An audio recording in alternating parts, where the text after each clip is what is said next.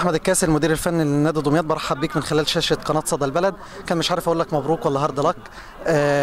نقطه في لقاء ديربي محافظه دمياط بين الزرقاء ودمياط، كان هكلمك عن لقاء النهارده بالتحديد والصعوبات اللي قابلتك كمدير فني. والله الحمد لله على كل شيء.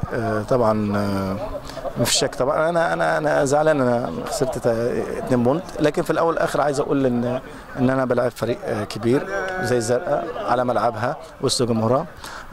ايا كان، حتى لو هو زي ما حضرتك قلت مثلا ان هي مباراه ديربي والكلام ده كله، بس ما كانش يجب ان هي تطلع بالصوره دي. يعني احنا في الاول والاخر بنلعب كره قدم، وانا قلت قبل كده احنا في منافسه وليست معركه. النهارده اللي حصل دي كانت معركه، ما كانتش منافسه. مين يكسب مين يخسر والله ما فيش، مش هتفرق. يعني انا خسرت ما فيش مشكله، دي كوره. نادي دمياط بيلعب بره ملعبه كل المباريات. ما انا بقول لك، يعني انا بلعب هنا يعني، وبشكر طبعا الناس ان هي في الزرقاء ان هي بتستضيفنا هنا، بس اعتقد بعد النهارده انا مش هينفع ان انا كمان العب هنا. دي حاجه. الحاجه الثانيه كمان، هم اكيد مليون في الميه هيرفضوا ان احنا نكمل. فاهم قصدي؟ فانا بالتالي يعني مشكله كبيره جدا. يعني الناس بتتكلم، انا بلعب يعني دكتور ايهاب، انا بلعب 20 مباراه بره ملعبي، مسافه من دمياط لغايه لما اجي هنا الزرقاء ساعه وربع، ساعه ونص بلعب بره ملعبي. دي حاجه. الحاجه الثانيه، طب انت فين الناس المسؤوله في دمياط؟ فين المحافظ؟ فين مدير الامن؟ يا جماعه فين النواب اللي بتحب نادي دمياط؟ انت هتفضل طول عمرك كده تلعب بره ملعبك كده وتبقى انا شايف ان دي مشكله كبيره جدا.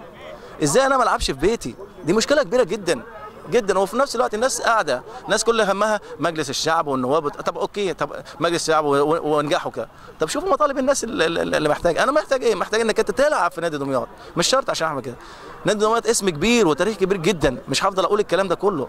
انما هنفضل لامتى انك انت تلعب بره ملعبك؟ هتفضل لامتى انك انت مثلا ما فيش ملعب لنادي دمياط؟ فاهم قصدي؟ وفي نفس الوقت معلش، انت عندك مجموعه ما شاء الله من اللعيبه كويسه جدا. عملنا النهارده جيم الحمد لله كويس، مش وحش. بنلعب زي ما قلت لك، بنلعب فرقه محترمه. وانا عارف ان الدكتور ايهاب اكيد لازم ينوع على النقطه ديت، لان لازم الناس المسؤوله بقى في دمياط بقى لازم تفوق. مش الرياضه احد اجزاء السياسه، فهو احد الحاجات اللي الناس كلها بتعشقها. انا مش هينفع ان انا اهملها. اذا كنت انت بتعمل صرف لكهرباء للكلام ده كله، في برضك الرياضه، والرياضه ده متنفس للناس كلها. فانا بتكلم دلوقتي في ناس مسؤوله في دمياط، فلازم ان هي يجب ان هي تتحرك تشوف الناس دي ايه. اشكرك كابتن.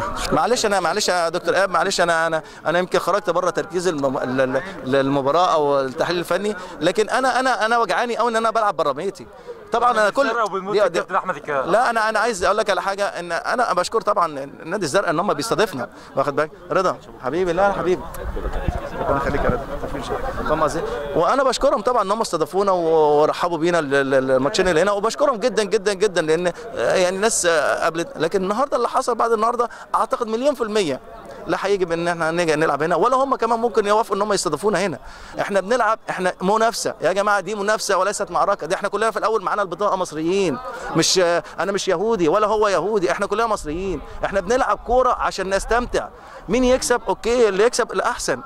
انما بالمنظر ده ان احنا نضرب بعض ونهين بعض اللي يا جماعه احنا بقينا وحشين ليه كده؟ بقينا وحشين كده ليه؟ وجوه مننا حاجات مش كويسه ليه؟ في الاول والاخر احنا مصريين يا جماعه.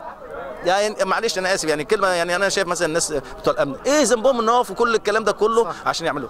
فاهم قصدي؟ ويتعرضوا الكلام ده كله. ما احنا اشكرك يا ايهاب. معلش مشكله كبيره جدا، معلش واجب انك انت تتطرق. انا عارف ان هي الوقت ضيق بالنسبه لك عشان الاستوديو التحليلي والكلام ده كله، بس انا بقول انا عارف الدكتور ايهاب هيعمل ايه، وعارف ان لازم الكلام ده لازم الناس تتحرك، لان كده كتير قوي. اشكرك شكرا جدا، وانا اسف. شكرا كابتن. شكرا. كابتن علي عفيفي احد هدافين نادي دمياط، برحب بيك من خلال شاشه قناه صدى البلد. النهارده لقاء مشدود عصبيا جدا بين الزرقاء ودمياط، ديربي المحافظه. تتكلم عن لقاء النهارده تقول ايه، وعن مسيره نادي دمياط في الدوري القسم الثاني؟ بسم الله الرحمن الرحيم. انا في البدايه بحمد ربنا على البونت النهارده. بونت يعتبر مش هقول مكسب، بس الحمد لله، يعني هي قدر الله ما شاء فعل. بونت بره ارضنا. الماتش كان مشدود شويه، الناس مش عارف الناس اللي بره شدوا الماتش. الراجل لعيب واقع في الملعب كان هيموت، يعني الناس مش عارف الناس ايه اللي نزلها الملعب، يعني انا مش فاهم الناس اللي نزلها الملعب. الحمد لله على كل شيء، يعني هو بونت خارج ارضنا الحمد لله بالنسبه لنا، يعني مش هقول كويس بس الحمد لله، يعني قدر الله ما شاء فعل. محمد بدير مانجا لاعب نادي الزرقاء، تعادل النهارده بمعنى الخساره لنادي الزرقاء. تتكلم عن مباراه النهارده تقول ايه؟ بسم الله الرحمن الرحيم. الحمد لله على كل حاجه في الاول وفي الاخر. النتيجه دي بتاعت ربنا، احنا بنعمل اللي علينا والنتيجه دي بتاعت ربنا. كنا قريبين في الشوط الاول ان احنا نسجل بس ما فيش نصيب، ضيعنا 4 فرص جوان اكيده، بس في النهايه الماتش خلص يعني بحلو ومر، واهم حاجه اللي جايه ان شاء الله نركز فيها. أنا اللاعب كريم بدير لاعب نادي الزرقاء، تعادل في لقاء امام نادي دمياط، يمكن ديربي محافظه دمياط، تتكلم وتقولي عن لقاء النهارده. والله الحمد لله الاول بشكر ربنا يعني احنا طلعنا سلام الملعب. تاني حاجه والله انا شايف الشوط الاولاني 4 تجوان يعني هيجي عندكم مصورينه ما فيش كلمه يعني. وبشكر لعيبه والله رجاله ان احنا مطلوب مننا واحد الشوط الثاني من اول الشوط الثاني وربع ساعه وقت اضافي، وان احنا وقفنا على رجلينا وموتين نفسنا وبنهاجم، وانت يعني ونسى الجيم لنا والله النهارده يعني. النهارده ديربي محافظه دمياط بين الزرقاء ودمياط، لقاء شفناه شد عصبيا شويه، تتكلم عن لقاء النهارده تقولي. والله الحمد لله احنا كنا مستعدين للمباراه يعني عاملين لها حساب. الحمد لله فرقتنا عملت مباراه كويسه قوي امام القناه، بس الحظ ما كانش محالفنا. النهارده بدانا الشوط الاولاني ضاغطين عليهم بحيث ان احنا نحرز هدف مبكر. يعني اللعيبه بتاعتنا اتسرعت في احراز الاهداف وبدات ان هي تتسابق في تضييع الاهداف، وطبعا ده كان لازم يهون علينا في الشوط الثاني. ان الحكم برضك يعني مش بلاش اتكلم على التحكيم، الحكم كان محزم لعيبتنا قوي بالانذارات، فبداوا ان هم يتراجعوا لورا، بالذات ان هو ادى كارت احمر، كره مشتركه بين اللعيب اللي هو شحته واللعيب بتاعنا اللي هو احمد فهمي، كره مشتركه في الهواء، اللعيبه الاثنين طلعوا مع بعض، خلاص لعيب حصل له قدر الله ما شاء فعل. الحمد لله على سلامه اللعيب شحته، لكن الحكم ادى كارت احمر حزم لعيبتنا ورا، وطبعا ده عاد علينا في الشوط الثاني اللي احنا بنبدا ان احنا نحافظ بقى ان المباراه تطلع تعادل والحمد لله. نكون معنا الاستاذ محمد اسماعيل مؤسس جمعيه قدامى الرياضيين بمحافظه دمياط، اهلا بحضرتك من خلال شاشه صدى البلد. اهلا بك كابتن يوسف وبالاخوه الافاضل وكل من يعمل في هذا البرنامج الناجح، وتحيه خاصه للمعدين ومقدمين هذا البرنامج. اسال حضرتك عن جمعيه قدامى الرياضيين بمحافظه دمياط.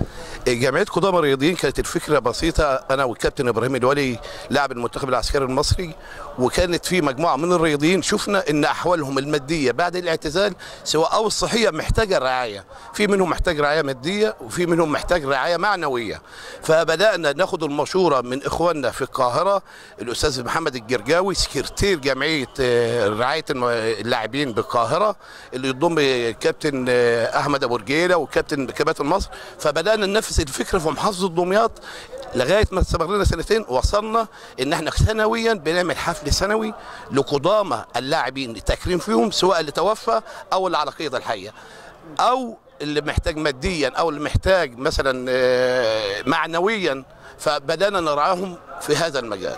لقاء لم يرضي كلا الناديين، الزرقاء ودمياط بالتعادل السلبي. كان معكم من ملعب المباراه يوسف عطوة لملعب البلد.